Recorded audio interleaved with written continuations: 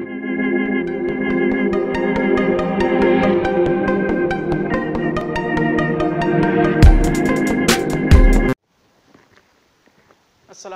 warahmatullahi wabarakatuh.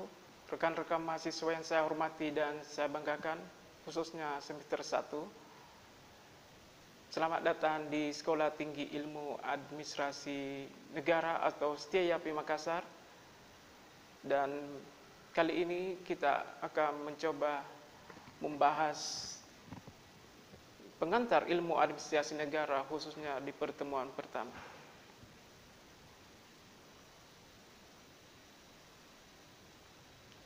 Oke, kali ini kita akan membahas di pertemuan pertama istilah administrasi, kemudian ada pengertian administrasi dan ciri-ciri administrasi.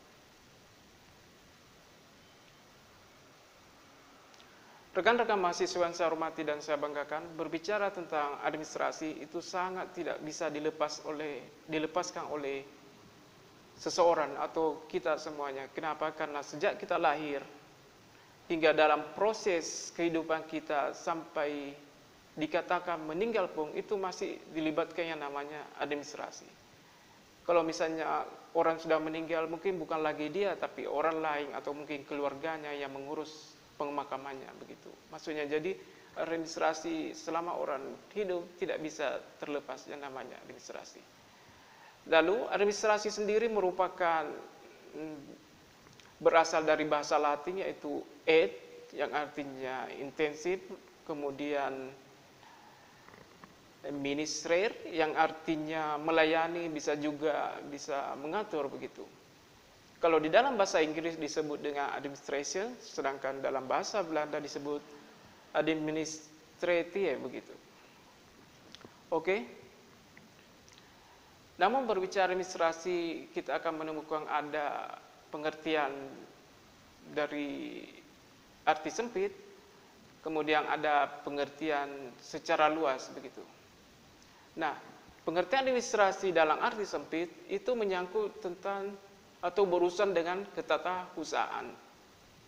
Ketatausahaan pasti Anda ingat, misalnya kegiatan catat mencatat, surat menyurat, pembukaan ringan agenda dan ataupun yang bersifat teknis yang sering dilakukan oleh bagian ketatausahaan di kantor masing-masing begitu. Sedangkan arti luas adalah administrasi adalah suatu proses kegiatan yang dilakukan oleh beberapa orang, kemudian dia saling bekerja sama untuk mencapai tujuan. Itu pengertian arti sempit dan arti luas. Namun ada beberapa pengertian administrasi yang dikemukakan oleh para ahli atau tokoh, misalnya Dale Carnegie atau Dwight Waldo atau Stephen Robbins. Mari kita lihat.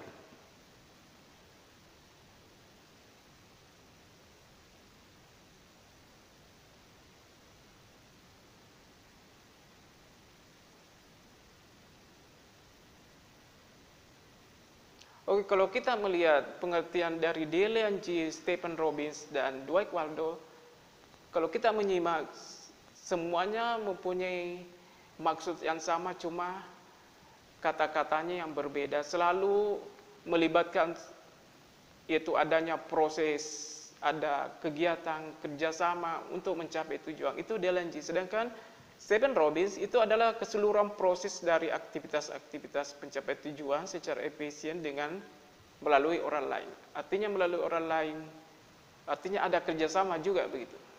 Sedangkan Dwight Waldo, dia katakan suatu seni tentang manajemen.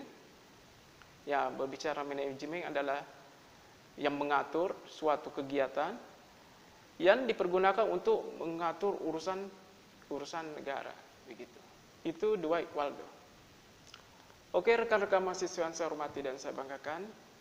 Lalu seperti apa ciri-ciri administrasi?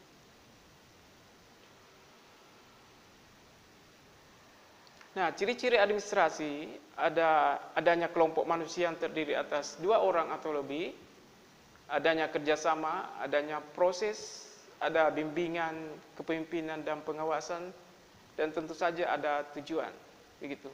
Nah, kalau kita membaca ciri-ciri administrasi secara keseluruhan ini, maka kita bisa memberikan contoh juga secara keseluruhan. Misalnya Anda masuk dalam suatu gedung atau lembaga pemerintah, Anda akan menemukan beberapa orang di sana saling bekerja, saling berdiskusi, melakukan rapat. Itu artinya sedang melakukan suatu proses kegiatan dalam suatu organisasi atau lembaga atau tempat dia bekerja. Kemudian dibimbing oleh pimpinannya atau diawasi dengan inspektoratnya, dan tentunya dan tentunya akan apa yang dilakukan itu semata-mata untuk mencapai tujuan lembaga atau tujuan organisasi.